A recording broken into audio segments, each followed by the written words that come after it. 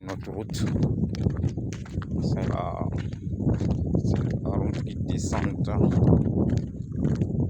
dans mon village là.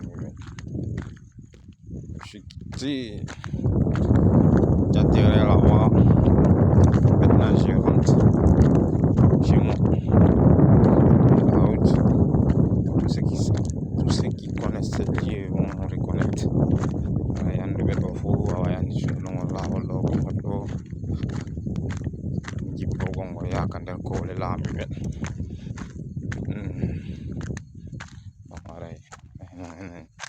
kamen do le zapen den ina sumi tukin fu fa na le ko ka on ti wa tan de ko hodi la fa ko no ya no yo fo na andi kala yu do le mandi ka ko mo wona